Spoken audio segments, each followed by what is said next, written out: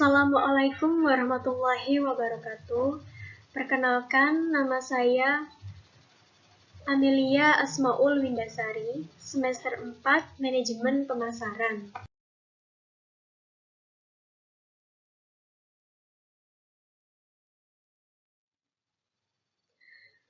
Pada kesempatan kali ini, saya akan mempresentasikan materi presentasi yang berjudul Komunikasi dalam Bisnis. Disinilah penjelasan tentang komunikasi dimulai.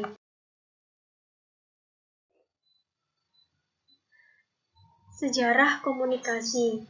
Komunikasi berasal dari bahasa Latin, yaitu communication, yang berarti pemberitahuan, pemberian bagian, pertukaran, di mana pembicara mengharapkan pertimbangan jawaban dari pendengarnya, dan juga ikut mengambil bagian.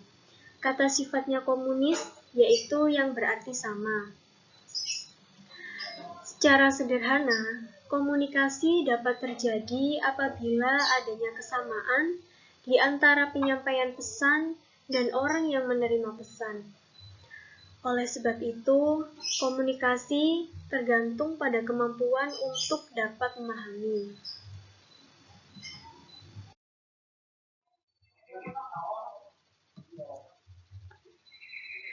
Komunikasi bisa dikatakan komunikatif apabila kedua belah pihak saling mengerti bahasa yang digunakan, juga mengerti makna yang disampaikan itu dengan yang lainnya. Saat ini, ilmu komunikasi berkembang dengan pesat. Komunikasi hadir dan multimakna. Banyak pakar merumuskan komunikasi dengan caranya sendiri. Dengan komunikasi, sikap dan perasaan seseorang atau sekelompok orang dapat dipahami oleh orang lain. Akan tetapi, komunikasi hanya akan efektif apabila pesan yang disampaikan dapat ditafsirkan dengan sama oleh penerima pesan tersebut.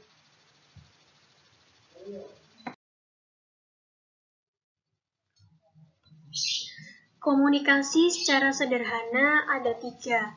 Di antaranya, 1. Komunikasi adalah di antara 2 orang atau lebih. Kedua, seni bergaul, memakai proses, dan secara kreatif menerapkan pengetahuan. Yang ketiga, perangsang-perangsang untuk mengubah tingkah laku. Komunikasi dan komunikasi bisnis. Dalam dunia bisnis, komunikasi itu juga faktor yang sangat penting, karena seorang pemimpin harus berkomunikasi dengan bawahan, pelanggan atau customer, atau pihak manapun yang berhubungan dengan lembaganya, seperti pemerintah dan dinas pajak.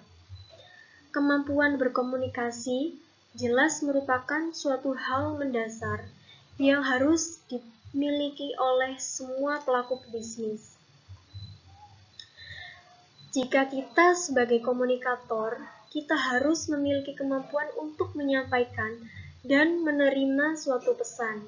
Jadi, komunikasi bisnis adalah komunikasi yang digunakan dalam bisnis untuk mengucapkan berbagai macam bentuk, yaitu seperti komunikasi verbal maupun nonverbal.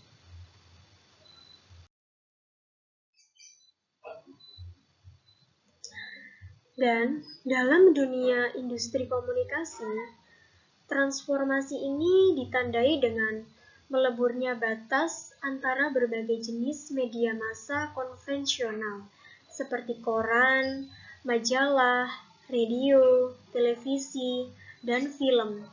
Karena saat ini semuanya bisa hadir bersama dalam suatu ruang yang difasilitasi oleh teknologi internet. Fenomena ini mendorong untuk lahirnya model baru dalam industri media yang dikenal dengan istilah era konvergensi media.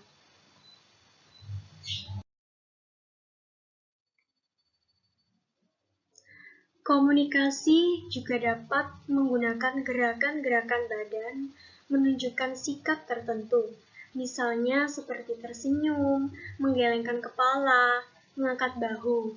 Cara seperti ini yang disebut dengan komunikasi nonverbal.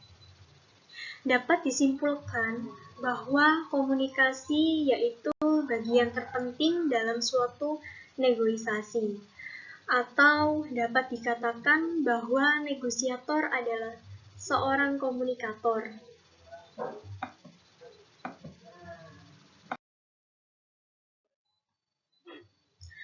Proses dan penyaluran ide dalam komunikasi ada 6. Yang pertama, pengirim atau komunikator yang bisa disebut sebagai pihak dalam mengirim pesan. Yang kedua, pesan, yaitu maksud yang akan disampaikan ataupun isi. Yang ketiga, saluran, yaitu di mana pesan disampaikan kepada komunikan. Keempat, menerima, yaitu menerima pesan dari pihak lain. Kelima, umpan balik, yaitu tanggapan dari penerima pesan atau isi pesan. Yang enam, yaitu aturan yang disepakati, yang bisa disebut tentang bagaimana komunikasi itu dijalankan.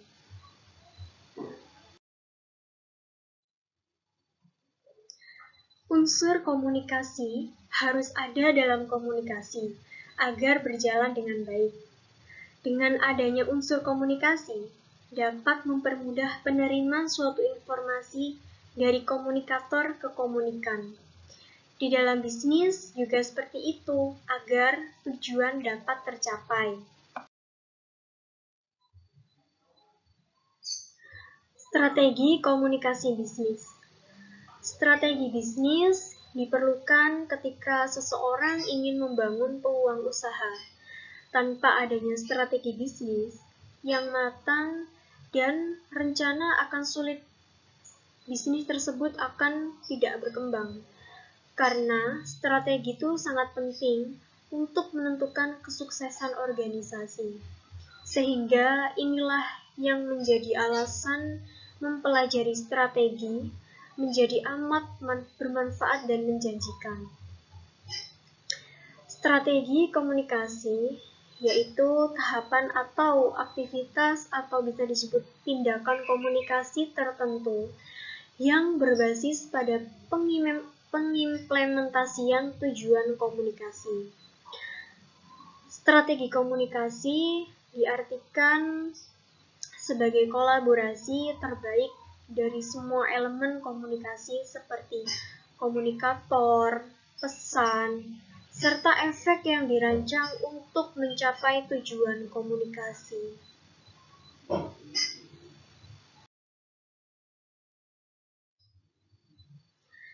Strategi komunikasi itu bertujuan untuk memberitahu atau menyampaikan suatu pesan sebagai motivasi agar pesan dapat tersampaikan dengan baik, sebagai edukasi atau pembelajaran bagi komunikan, serta bertujuan untuk memberi keputusan. Strategi komunikasi dibuat sebagai kiblat dalam organisasi untuk menentukan arah dan tujuannya. Jadi, komunikasi itu hendaknya dibuat seefektif mungkin agar pesan dapat tersampaikan dengan baik kepada setiap orang.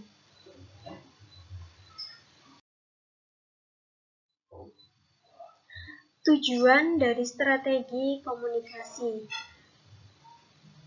1. Memberitahu atau announcing, yaitu pemberitahuan tentang kapasitas dan kualitas informasi. Kedua, memotivasi atau motivating, yaitu informasi akan lebih menyelipkan pesan motivasi kepada komunikan agar dapat diterima dengan baik.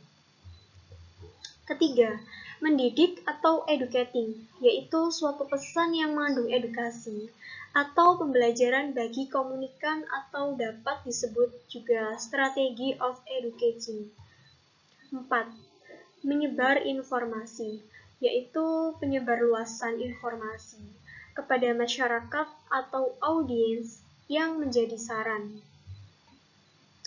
5. Mendukung pembuatan keputusan, yaitu strategi yang mendukung pembuatan keputusan sehingga dapat dijadikan informasi utama atau bagi pembuatan keputusan. Bentuk strategi. Yang pertama, komunikasi dari atasan ke bawahan. Yang kedua, komunikasi dari bawahan ke atasan. Yang keempat, komunikasi pada sesama. Keempat, komunikasi multi saluran.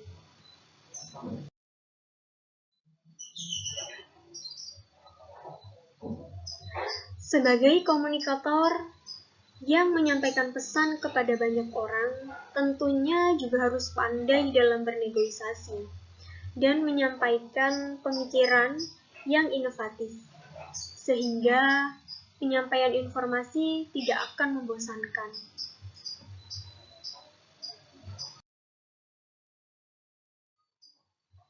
Jadi, di dalam strategi komunikasi itu juga bisa dapat memudahkan komunikator untuk menyampaikan pesan karena sudah ada perencanaan matang yang tersusun.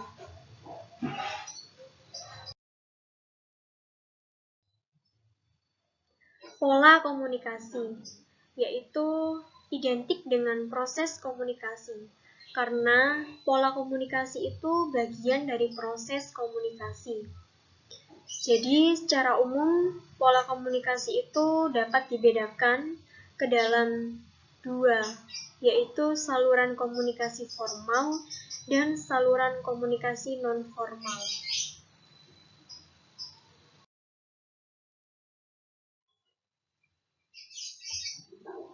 Yang pertama, saluran komunikasi formal. Komunikasi dari atas ke bawah, komunikasi dari bawah ke atas, komunikasi horizontal, komunikasi diagonal. Ada juga hambatan dari komunikasi formal. Jika dilihat dari sudut pandang individual atau perseorangan, akan membuat frustasi karena banyak jalur yang harus dilalui untuk dapat berkomunikasi secara langsung dengan manajer puncak. Kedua, jika dipandang dari sudut pandang perusahaan, kemungkinan munculnya distori atau gangguan penyampaian informasi level yang lebih tinggi.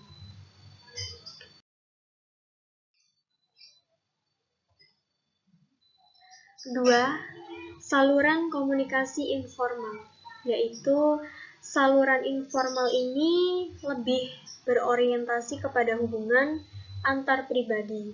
Karenanya, hal-hal yang dibahas pun bukan yang terkait kepada pekerjaan secara formal, namun lebih kepada hal yang bersikap pribadi sebagai individu dalam organisasi. Jadi, saluran komunikasi informal itu cenderung santai dan tidak baku, di mana tidak perlu adanya prosedur atau peraturan resmi yang dibuat oleh organisasi.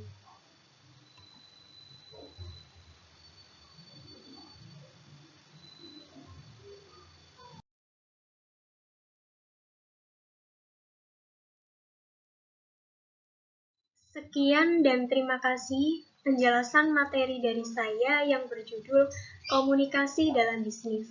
Wassalamualaikum warahmatullahi wabarakatuh.